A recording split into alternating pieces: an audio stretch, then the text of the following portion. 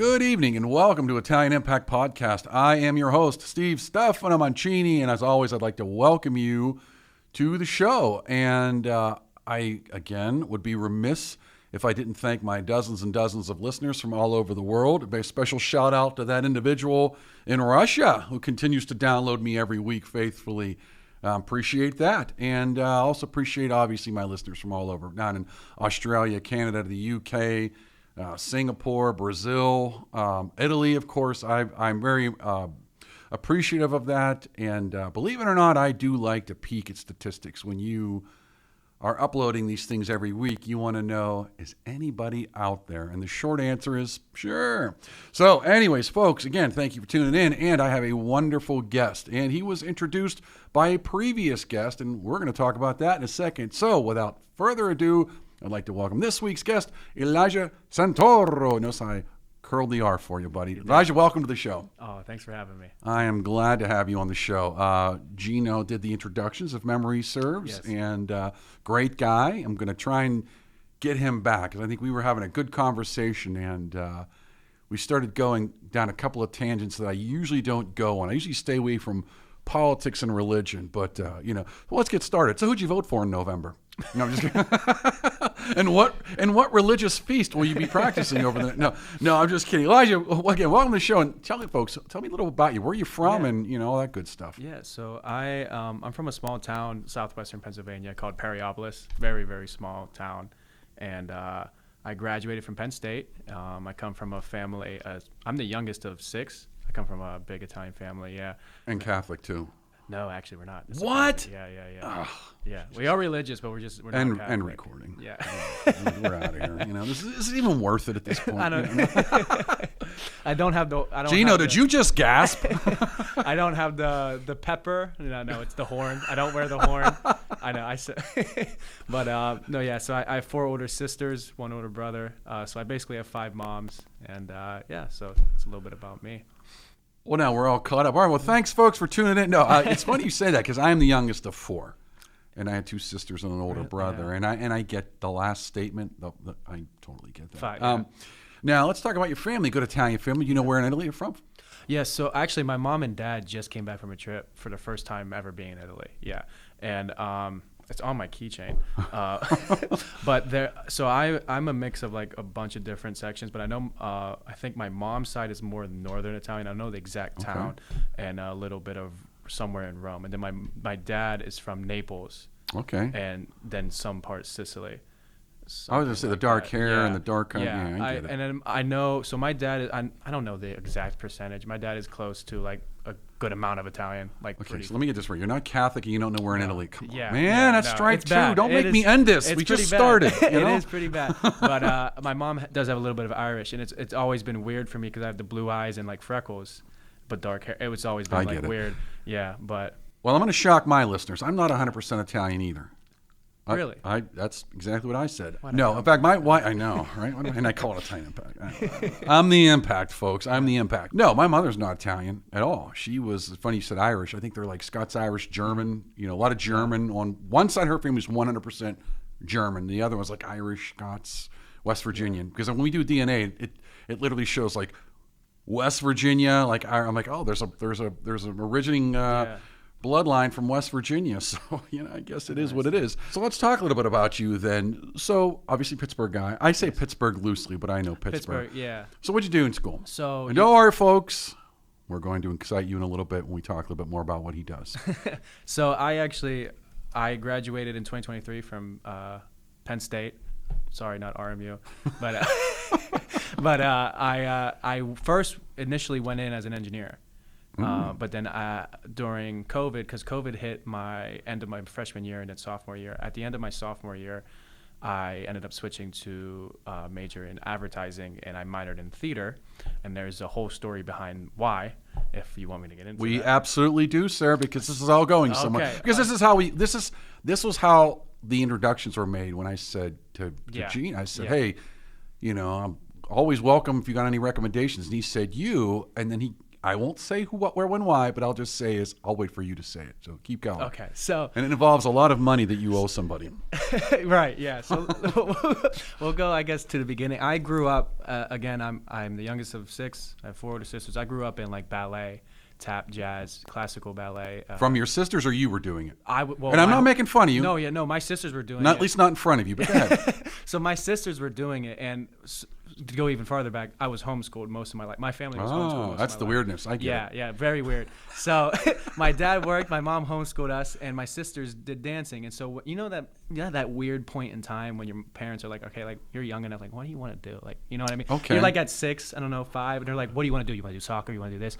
So for sports, not for like, your what do you, career. like, get out of the house. Like you've just been sitting in here, kind of a thing. Not for your career. Like, okay, I got it. But yeah, like, do you want to do an activity? Like you're 7 years old. What are you doing? Yeah. You should be working. Yeah, exactly. So my first thought was dance, because I would always go. I was homeschooled, and then I would always go to their classes.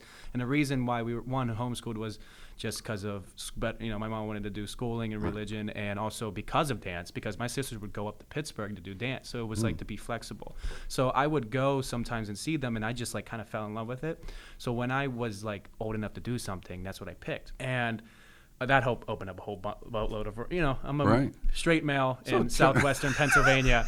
I appreciate the disclaimer there. By the way, no one in Pittsburgh, let me tell you something, no one in Pittsburgh will make fun of a man that does ballet, and I'll tell you why. Well, they will south of Pittsburgh. Well, and they're not Steeler fans, because I think the greatest receiver, Lynn Swann was a ballet guy. Well, also, I might be a little wrong in this, but I'm pretty sure Gene Kelly is from this area, and because he wanted to be a Pittsburgh Pirate. Oh, I think he is somewhere. And Gene Kelly's like I love Singing in the Rain. I love tap is my favorite form of dancing. So I got into music. I got into dancing. I ended up going to public school, 8th grade. But that was strange. It was terrible. It was the worst. If I could go back, I would have stayed, because what happened was like the stuff, how kids are. Stuff comes in, and you're like, I don't want to dance anymore. But my family knew I wanted to. Right. What, kids making fun of you for dancing? Really? Huh. Yeah. In Pittsburgh. Huh.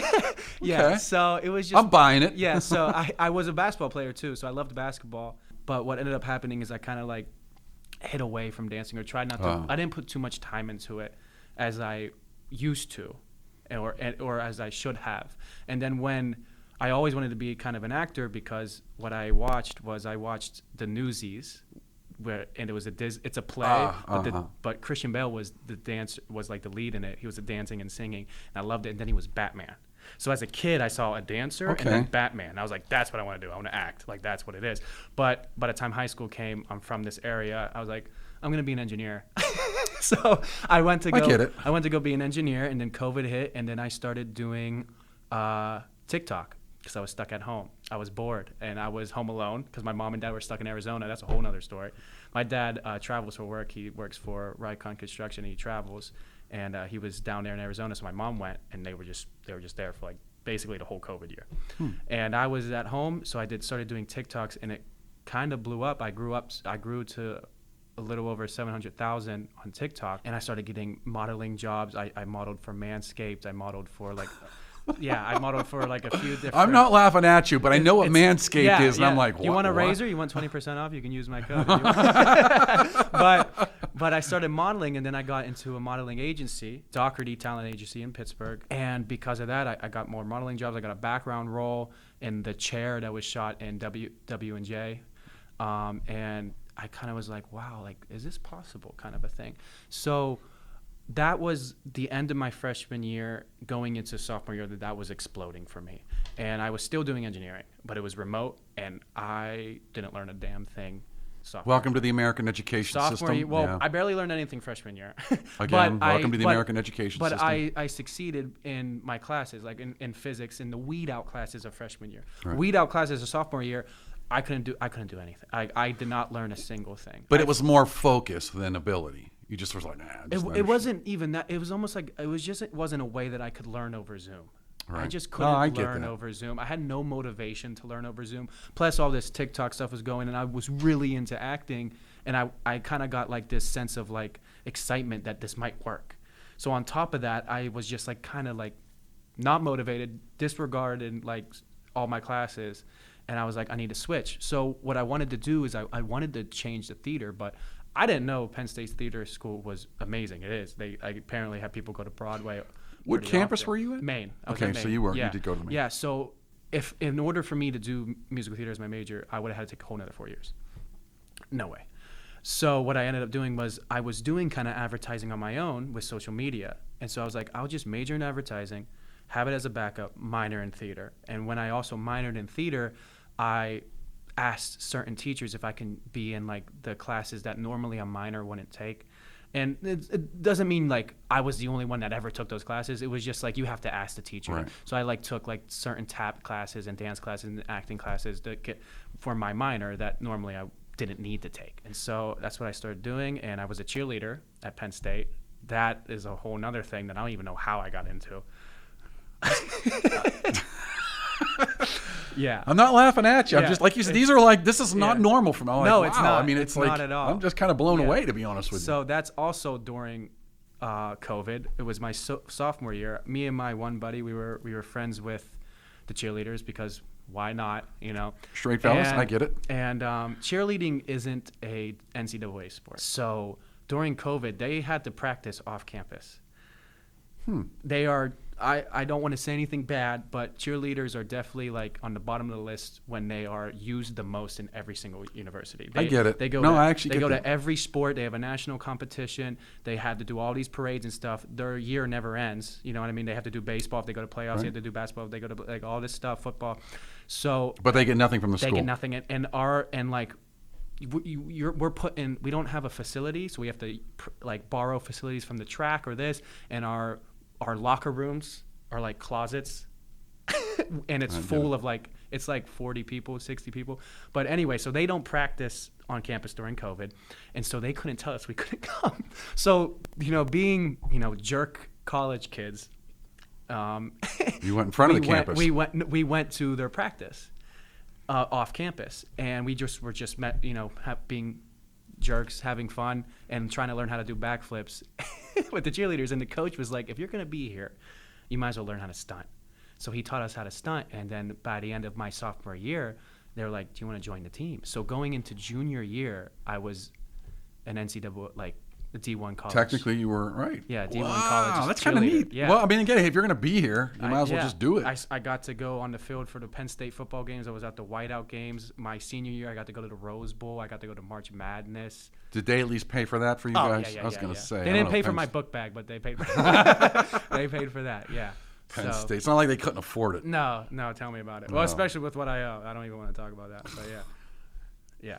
So now let's kind of walk back a little bit. I'm curious about one thing before we kind of jump ahead on the acting. Doing that as you did theater as a minor, you said, right? Yes. Okay. Doing theater as a minor. What does someone learn from that? And here's why I asked the question. You see a lot of people that, and I hate to think that Hollywood somehow has like the monopoly on the best, the most talented people. I don't think they do. In fact, I think there's a lot of people that are much more talented than the people that act in major films.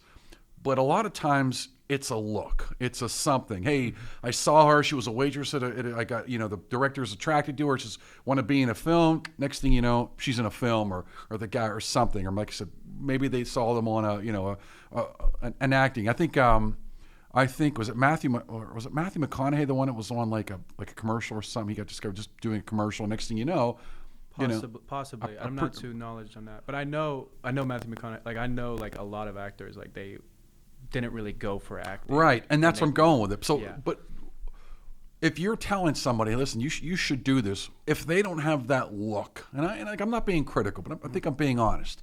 If they don't have that whatever it is the director's looking for that moment in time. First of all, they probably don't care what your degree is. But at the same time, it's like you could be the most talented person in the world and go nowhere. Why would you tell someone to get that degree? And I don't mean that as an indictment on the fact that you got the degree, because I think it's a good thing. Mm-hmm. But I'm curious what you tell people that say, you know what, here's why you get the degree. So are you saying a minor or a degree in musical theater in general? Either one. So I'll just go based off my perspective. So I wanted to do minor mainly because I wanted to force myself into that world as much as I can. And also because of that, there was more than acting that I love. Like I love dancing, so I couldn't get those dancing classes. I mean, I could, but I couldn't get those like those advanced ones. So, but when it comes to acting, I'm a huge believer in if you're passionate about something, there's no one that's going to teach you more than yourself. I agree with that. So, and I will say, like, I went out and Gino's taught me more than any teacher I've ever met in my life. That's like 3 shout outs in one show already, Gino. Yeah. So he's taught me more than anyone ever. Like, so I messaged him, and I would say it's not really about what your degree is. It's about kind of who you know. And that's the other thing too, is I tell kids, like, I went to Penn State kind of in my mindset thinking they are one of the biggest alumni schools in the nation. So it's who you know. Right. So same thing. It's all networking. Yeah, it's all networking. So you don't have to go for musical theater. You don't have to go for acting.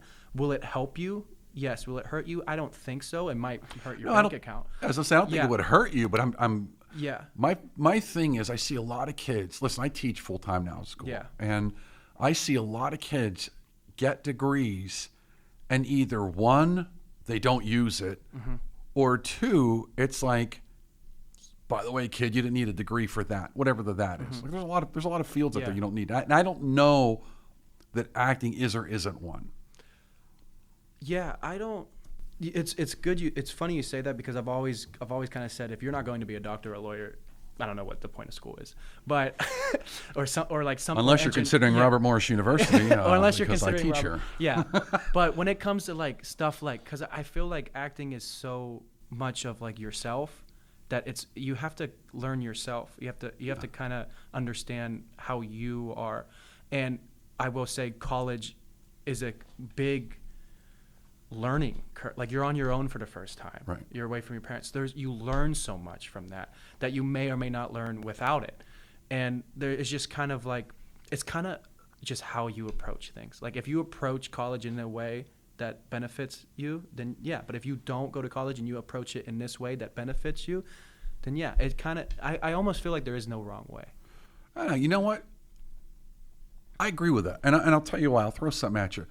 The one thing that really blew my mind, I've been teaching now for about, not including the time when I was military faculty as a civilian, about 10 years. I was an adjunct at Pitt for about 5 years. I did a hot minute at Seton Hill, did a little bit at Carlin. I've been at Robert Morris since 2019. I was an adjunct, and I started full-time last year. I quit my government job and said, screw getting paid a lot of money to not work hard. Think about it. Yeah. All right. So I quit the government. Thank you. A lot of people have to take a pause on that. So yeah, you're making tons of money and you're not doing crap. I mean, there is this thing called a conscience. So I had one. So I quit. But what blew me away was most of the time I was always teaching graduate level. And I am not saying this is 100% true, but most graduate students are more mature. They've been through the undergrad. They know, like, hey, I don't need this degree. I want it. I'm willing to go into debt. For some reason, though, the undergrad, and I know in some ways age is just a number, but there's a lot to be said about, and it kind of to your point now, that there seems to be no self-reflection when they're younger. And so they're just going through the motions. Kind of like when you said, like, I was taking these classes and I couldn't learn anything. Maybe that was a maturity. Maybe it wasn't. I'm not picking on you. I'm just saying it could have been a million reasons why you weren't learning that. But when you picked your degree, it was like, this is really what I want to do. And as a result of that, you start looking inside and asking yourself the tough questions. Hey, can I do this? Do I want to do this? Why do I want to do this? I mean, I'm sure you didn't want to go 6 figures into debt for something that you had to have the passion for it, and you had to really think about that. A lot of people, they just go through the motions in life, even whether they're kids or not. But I see that a lot, in especially the younger ones. They don't do that, what am I really getting out of this? They don't ask themselves that. Yeah. So I'm a huge believer in everything happens for a reason type of guy, and I mean, on top of it, my older sister went to Penn State. She was the only one. So ever since I was little, I kind of had like this cult.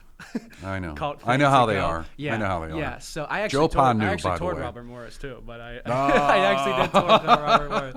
I wasn't here then at that time, or you'd have took it. It was 2019. That's the year I was an adjunct. That was my first year as an adjunct in the evening, so you wouldn't have saw me. Yeah, but I did tour here. But I'm sorry, what were we were on? We were making fun of Penn State kids. We were making fun of Penn State, but it was like the maturity, the maturity level. I still believe, like, I wouldn't change anything that had happened. other than maybe a few things I said to people.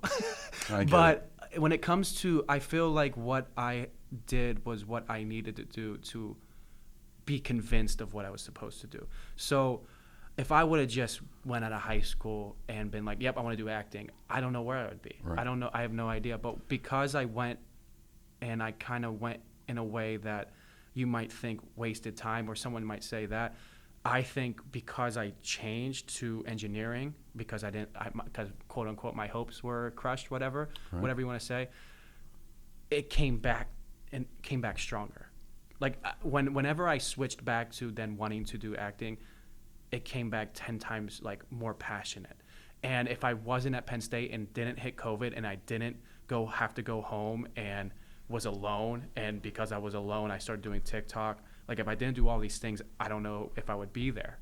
Do you know? What I mean? do. I'm gonna come back right after this little commercial break, but I want to talk about that because it was something.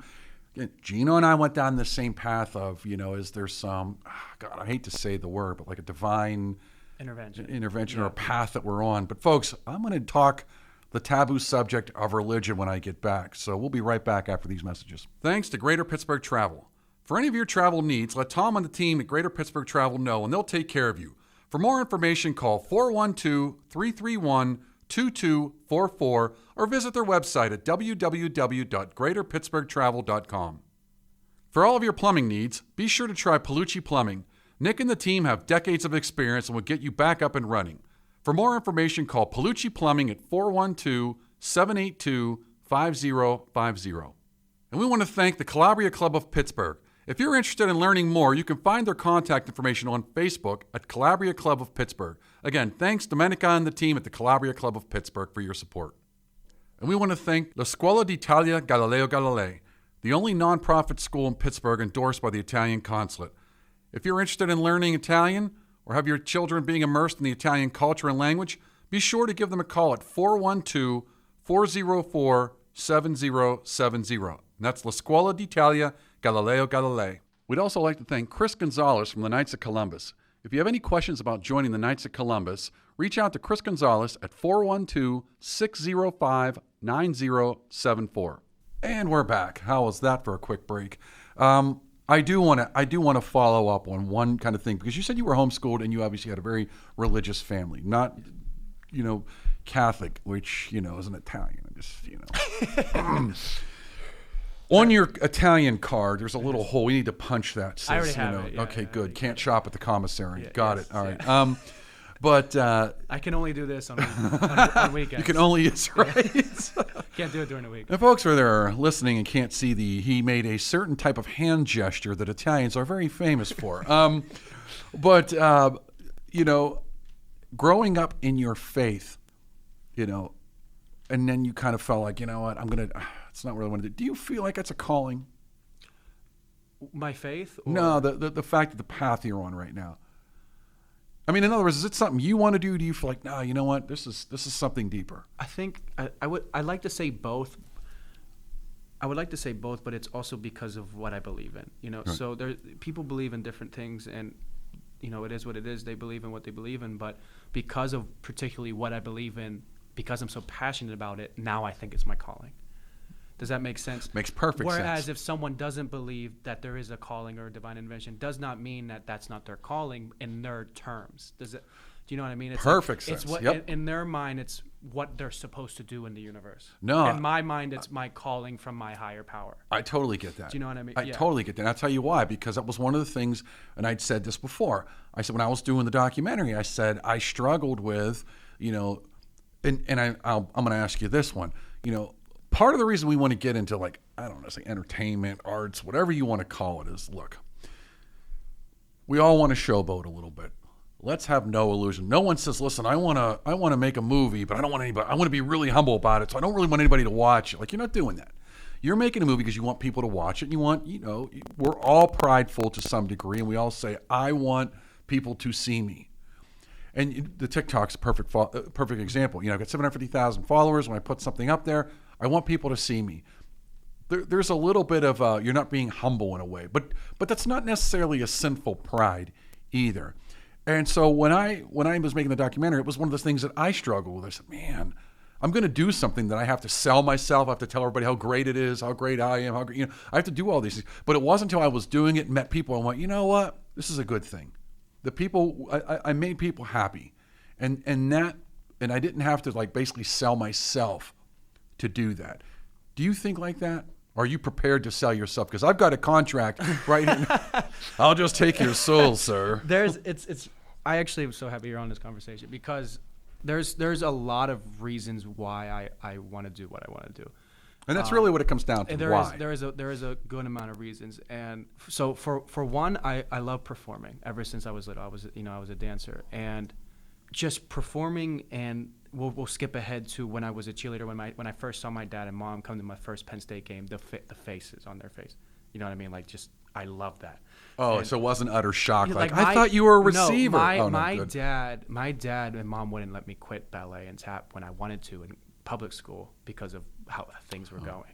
Like, my dad would never let me. So they believed in you. Yes, and it wasn't more like that. They knew I loved it, but because of what was they weren't going to let you get bullied out of it. Exactly, basically. They knew I loved it, and I appreciate my dad so much for that because he is someone that's not like a normal dad. Because out of all these other I feel bad for kids who may or may not want to dance or that, but there's such a stigma to it that they maybe never did because maybe their dad was like, you ain't doing that. So I want to be kind of like the shining, hopefully, a light for kids I'm from Western Pennsylvania, Southwestern Pennsylvania. I grew up in dance, and now I'm doing this. It's not impossible. That's right. Do you know? So I know exactly what you mean. It's kind of that. It's kind of, one, I love acting, I love performing, and also I kind of tell this to some people, but I love the thought of I love method acting is like fascinating to me. So I love the thought of like becoming like someone else for like a movie, for a scene, and actually feeling different, and then trying to go back to Elijah Santoro. That's a whole nother realm of something that I sometimes talk about, but it fascinates me because, one, I love performing, and I'm kind of competitive. And I one time watched this interview with Will Smith where he used the method act. Is this before the slap? Yes, way before he slapped. He used the method act, and I forget which role he did it for, but he had a hard time going back to Will Smith. Don't quote me on this, anyone, because I might be messing this up. But I just remember seeing that, and I was like, wow, that's interesting. He had a hard time going back to Will Smith, and I'm kind of competitive. So I was like, one, I love performing. Two, I love this whole method acting fascination. And three, I want to see if I can go back to Elijah faster than Will Smith can go back to Will Smith. Oh. So that's kind of what makes me love like this acting thing. And I will say this again, if I could just act and just be able to pay my bills, I don't give a crap about anything else. Interesting. So you're not in it for the money? That's kind of interesting. So I'm in it for the money to be able to finish my mom and dad's house. No, you know what? Listen, I don't care who you are or what you do. Very, very few people. It doesn't even matter what profession you're in. I don't care if you're a doctor, a lawyer, or not. Most people are want to get paid. Don't kid yourself. Yeah. Everybody and I don't think there's anything wrong with that. I think where it becomes wrong when it becomes consuming, and then you're just doing anything for the money. Then you've crossed the line. But just saying, listen, I'm a good actor. They want to pay me a lot of money for a job. Why wouldn't you take it? Mm-hmm. I'm sure Jim Caviezel, who's a very devout person, or Jonathan Rumi. These are guys are very, even Mark Wahlberg's become a very faith. They're very active in their faith, and they've kind of been more public about it. I'm sure they're not like, well, I don't want to take your money because I believe in God. I don't think that's what anybody's saying. So I don't fault anyone for wanting the money in any career. I just think that, like I said, that it's the consuming. And the reason I say that is, I'm, God willing, going through the whole approval process to get the movie on a streaming service right now. God willing, a few more weeks. And I struggled with whether I should even charge for it. Like, legitimately. I was like, man, I didn't do this for the money. It was a beautiful story. It was an honor of a man who passed away. Like, I didn't want to do it for that reasons. But of course, when you put on a streaming service, they're like, you got to charge some. So I charged the minimum. But then I kind of thought in hindsight, and I'm like, man, considering some of the crap that's out there, and I'm like trying to be the nice guy. I mean, I should, but My take on that is, if you love what you did, you love that documentary, do you want to do it again? In fact, we're going to be starting March. We're going to talk offline when we go to dinner here. So it's something that you would want to do again. You need money for it. Speaking of that passion. You need money for it. That's right. Because otherwise, if you keep doing things I understand. Well, number one, I'll be divorced because my wife was so pissed because I spent so much money on it. But that's number one. Right, but so it's it's kind of like it's that in itself. It's not really in it for the money. It's in it. I love this thing, and I want to be able to sustain it and be able to do it again. I need money. Bills. I got to pay bills. I got to be able to afford the next thing. Which the next thing I have a bigger idea, so I need to pay for this. You know what I mean? Right. So when it comes to money, yeah, you should absolutely charge for what you did. Well, I did. Exactly. We're just going through the approval. God willing, it'll be done. I'm hoping it's a Christmas gift for some folks. And I honestly, you should not feel bad in any way, shape, or form that you did that. You put your time and effort. You hear that, God? Yeah. You heard it from him. Yeah, but I mean, again, you can, but you have to think long run. Like if it's something that you can sustainably do for free, but can you? Right. You know what I mean? Oh no. Yeah, exactly. I just spilled an international. No one can. No. You know, it's funny because when you said, let me ask you before I take about your story, what was the first legitimate acting job you did? First legitimate. Oh man, a very very long. Well, it was kind of like. This is hilarious. There was this show called His Place it was like the Christian TV channel called His Place. And I was on that. It was years ago. My sister was on it, but it was filmed somewhere up in Pittsburgh, and the pastor of the church that I went to was like one of the main people on it, and I was just like, I had a few lines on there, and that was like years ago, and I don't even know if I could find it. But I'll be looking for it now. But go ahead. It was on TV. Yeah, it's called His Place, and I was like, and that was like the first thing I did, and then the second big thing was I was a background role for The Chair, and then recently I was on The Obelisk with Gino. Okay. Which was shot last August, not like 2023 August, and it just finished post-production, and they're having it's kind of come out sometime this year. But that was like the first big shoot I was on, where I was like a day player actually, and I was there the whole month, and I was kind of behind the scenes guy and doing PA work, and I loved it. I learned so much. Well, that's what I was going to get. When you jumped in, to your point now, 'cause this is a good one. When you were on site. I'm guessing there were things on site you learned. It was like, no way I was learning this in school. Oh. I learned more in that month than I learned, again, my entire life. Sorry, Penn State. I learned more. That's like strike three for Penn State. Yeah. Oh, there's going to be more. So, but no, I learned more in that month than I learned on. And this is one thing too. I'll say, do everything. Take that risk. Do everything. I took a risk and did this job. You know, when I'm financially like. Not doing. I'm not terrible, but I'm not doing great because I just got out of college. But I went and took a risk, and I learned so much. I'm gonna say yes to everything. If it has to do with what I want to do, I'm gonna say yes. And the amount of knowledge I learned, and because it was like an independent film, and they knew that we were all doing it because we wanted to do this film together, not because we were in it for the money, but just because we're all people that like love film and wanted to do this film. They were all so nice to me. Like, there was a lot I had to learn. Like, they'd be like, hey, Elijah, go get the 300B. And I was like, what? It's like a light.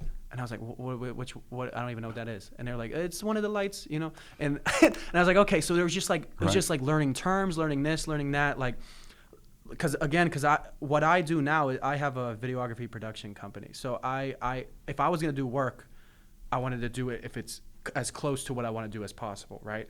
So I started this company to like do this. So I have a camera. I've been buying my own equipment. I have a ton of equipment now. It's ridiculous. But I went and the government's going to forgive your college loans anyway, so you're good. Just keep hopefully. going. Rack that sucker up. So I had a camera on set to do behind the scenes because the whole idea was to get BTS of the film and possibly do like maybe a short documentary on it. I get it. Yeah. So I'm learning. They're helping me with my camera stuff, like teaching me like, you know, your ISO should be this, your shutter should be that, you should be this, because I never learned it on my own. I kind of just been all grinding out, and I was learning lighting, I was learning this, But you weren't learning that as an actor. You were learning when you went to acting. You're learning how to act. You're not learning how to do editing and production. No. But now that's like what I've been learning. That's like I've been learning so much of that, and now I understand both sides. And I think that's the advantage of a small production. To be honest with you, it makes you. It's like anything. You're forced to wear different hats. The other thing is that it makes you appreciate everyone on set. Yes, I get that. Everyone on set. See, I jumped in both feet. Yeah. I didn't even have a background in this. I knew editing. I guess I could do sound and editing and all that stuff, but I never did film. I did radio, I did podcast. Yes, folks, I'm the voice at 2 a.m. When I went on there, two things. One is I was like, man, like, am I qualified to be doing this? Well, yes, you're writing the checks. I mean, eating makes you qualified. That's sarcasm, but not really. Two was, I'm like, I'm filming. I literally, my first project is an international documentary, filmed multiple countries and multiple languages. Like, hey, listen, I want you to pick something really difficult to do as your first project. Like, here it is. But man, you learn so much by doing. And, you got to the point where now you've literally said, not only have I learned how to, okay, got it. I got the acting pieces. Like, that's just more going to be time and practice. Still and just working on doing the acting. Well, but I mean, it's something. It's a time. Nobody's Shakespeare their first night out. But the result though is it sort of has moved the needle on what you want to do, because now you want to. I don't necessarily saying it's you're wanting to keep it solely to the technical side, but it does sound like you moved a little bit. So what? I kind of like the technical backs, behind the scenes stuff too. Yeah. I do love that side. It's not what I want to do for the majority of my life. I will say that. I came to appreciate it, and I love that I know about it, because I eventually do want to like create my own films, like independently, and that's what I love about it. That I know that now. I know some things. There's a lot I still need to learn, but it also I feel like knowing both sides helps helps you in acting. Like knowing. Right. The back end of everything, the behind the camera, does eventually help you in acting, so I'm appreciative of that. But yeah, it's been rough. It's been no. It's been rough learning all that. I tell you what, I get it, because one thing that I'm kind of curious is when you're acting though, a lot of people they might not see themselves as like being looked at from multiple angles. For example, again, I'm going to make fun of myself. Two things. I can't stand to hear my own voice, and I can't stand to see myself.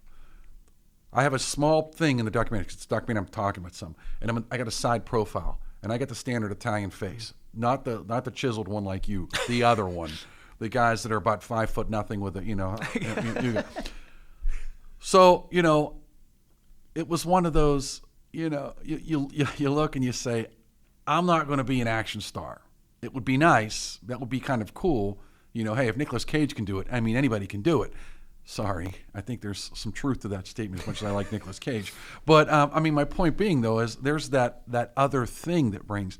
And I don't think people a lot appreciate that, they're not just looking at you how well you can read the lines. There's a bunch of other things. Now, in your case now that you see the camera, kind of what you're kind of alluding to is, does it change the way you act now? So now I got to realize, now the camera's coming at me from this angle, not this angle. So I don't think it changes the way I act. It kind of, because there is sometimes like you want to know where your eye line's at. Like when you ask the cameraman, like, because sometimes when I was on set, Gina would say, where's my camera line? Like how far, where can I look? Where is the camera at? So I wouldn't really say it would change the way I act. It's more so that I feel like I understand more what it is going to look like. Okay. Because the thing is, if I'm acting, I don't want to know. Like if I'm in the moment acting, I don't want to know. But when I'm reading the script or reading the shot list or reading this, I want to know, okay, what is this picture? Now I can possibly know, because I understand. Maybe I understand what equipment they're using. Right. I understand the lights now. I may understand the zoom lens that they're using, so I might know how it will look, how punched in it is. Whether or not it's natural lighting or artificial lighting. It's completely different. So now I know the mood maybe of the movie, and now I know all this. But even then, it's something that you don't really want to take into acting, because you don't want any outside influence on that performance. You think it's like maybe overthinking? Yeah, because then it's overthinking. But when it comes to understanding film, that's what I love. That's what to understand film, inside and outside, acting and behind the camera. That's what I want to know. But if I would do an actual acting job, I would want to push away what I know behind the camera as much as possible. Just look at the camera and exactly. read your lines the best you can based on this mood. Exactly, right. But I love the fact that I understand film. Like I want to be able to understand the actor, the cameraman, the equipment, the way it works, why. Like why would you use this equipment? Because it creates this. You know what I mean? So that's what I like to know. And for the record, I'm not picking on Nicolas Cage. No, you're completely fine. I understand. But but it goes back to my point. There are some actors and actresses in Hollywood, and you scratch your head, and you go, they continue to get top of the line, movies. That's one of the things about this whole field, that it's like, what is it besides your uncle being? What was his uncle again? Was it Coppola? My Nicolas Cage, his uncle's like Coppola. No. Oh yeah, I'm not too sure on that. One of them, like him and Talia Shire, they're like related to. I'm not picking on. She's the one that did Adrian and Rocky. Okay, yeah. Adrian, yeah. That's it. Yeah. And also, she was Connie in The Godfather. That's right. Yeah, that's right. Her uncle. Her and Nicolas Cage are cousins. No, this is not TMZ. So all right, we're gonna jump up. But I think they're both Italian. So there's the connection to the show. All right, good. So what are you working on now? So as I mentioned earlier, I have a production company. It's called Resolute Productions. So what we do is we do a lot of social media videos, whether it's commercials, vertical videos, photos, prints, or whatever, for businesses. So I worked a lot for a guy. His name is Kyle Carnahan. He has Superhuman Fathers. He's based out of San Diego, and I would travel there once a month, and he does life coaching. He helps people with fitness and just kind of like business, all that. So he's a pretty well-to-do fitness coach, and I would help him with his VSLs. I don't know if you know what a VSL is, but ads, social media. So we do that for many businesses. There's Marbills Jewelry that I do in Bell Vernon. And then some restaurants in Pittsburgh. So I do that with the company, but I eventually want to turn the company into doing feature films. Yes, actual films. So right now we've been working on doing short films. I have one that I'm trying to get done, but we're trying to do short films hopefully once a month and post them on YouTube and get them in the film festivals and just grow. Right. Exposure is everything. Yeah. I was recently in this past August.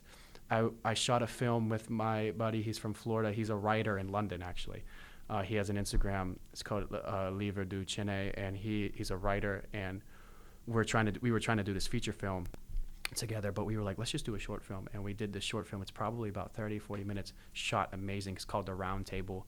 It's about a bunch of friends meeting up to play poker. So that will hopefully come out sometime in 2024 as well. And then waiting for the Obelisk. So right now, doing my business stuff and turning in self-tape submissions like crazy. Oh, interesting. Yeah, so I have a backstage that's account along with an IMDb account, but I just anytime I find something that I like it, I'll submit and try to do a self-tape. And one, I love doing self-tapes because it's like acting. It's like getting the juices flowing and constantly working on yourself. So yeah.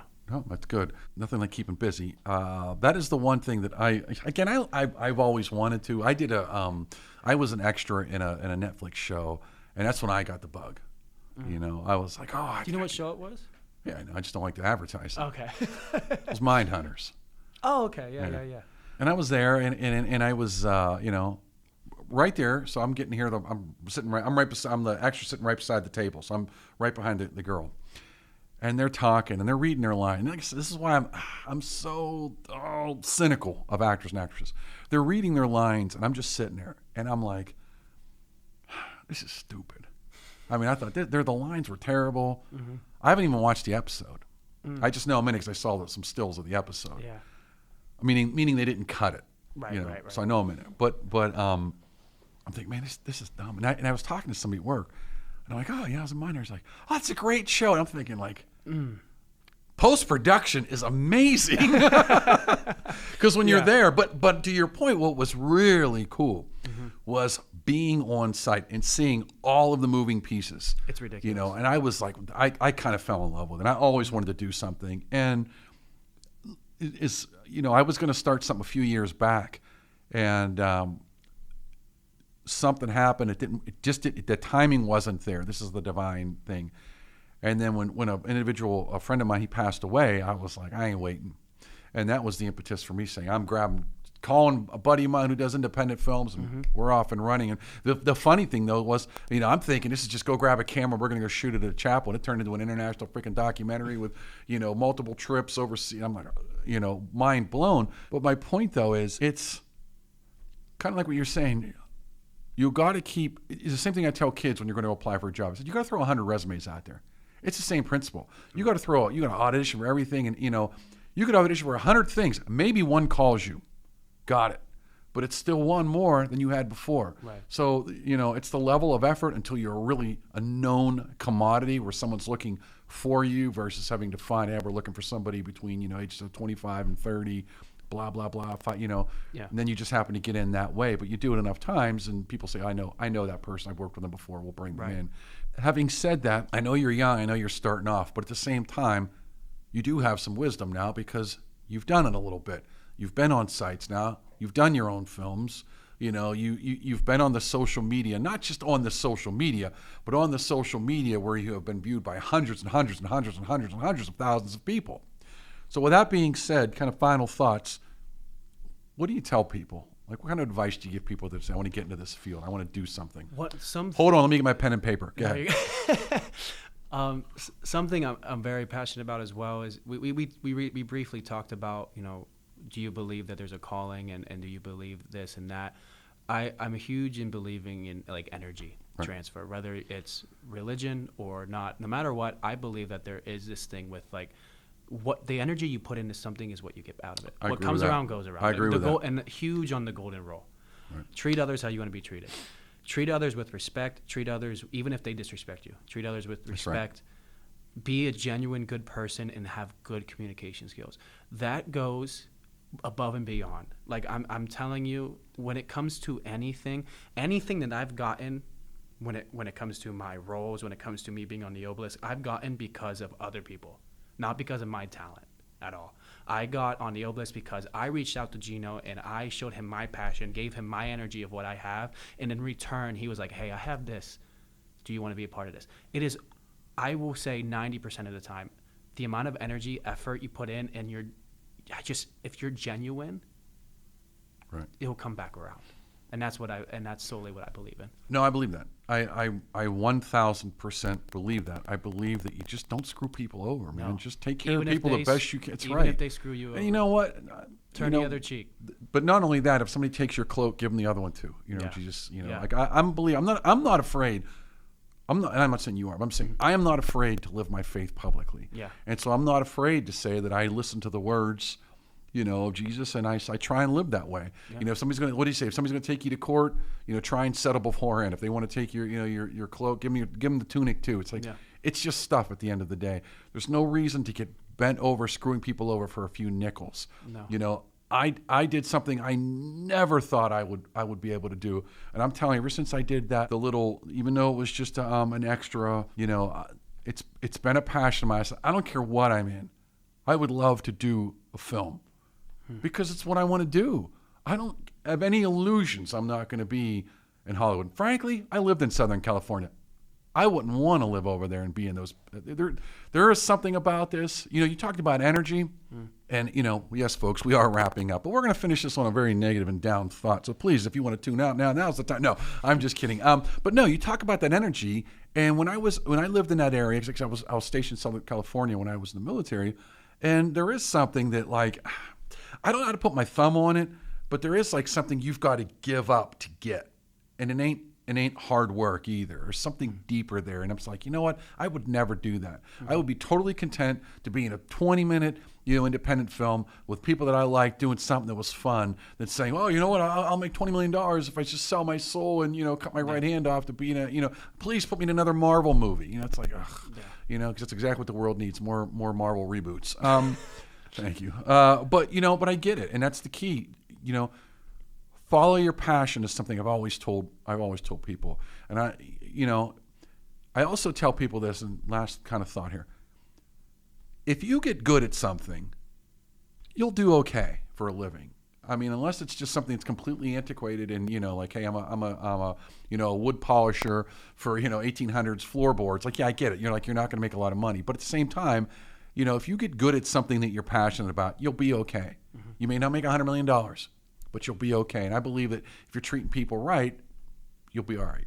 Yeah.